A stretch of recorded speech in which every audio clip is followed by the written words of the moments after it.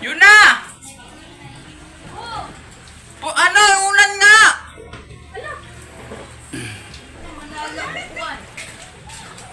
Hoy, yung unan daw, pabilisan daw ng ano?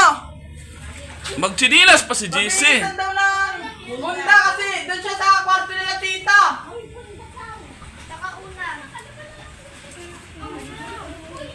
Sabi ni tita eh.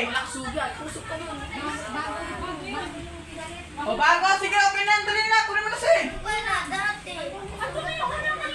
Andun na? Binigay ko na yun na! Bunda yun eh. Binigay mo nang dyan yun na. Nakahulog, binigay ko lang. Oso! Jesse, hila. Magsabon ka ng paa mo, Jesse. Magsabon. Ito yung unan lang. Magsabon ka. Sabunan mo. Hindi, yung banlaw lang. Sabon.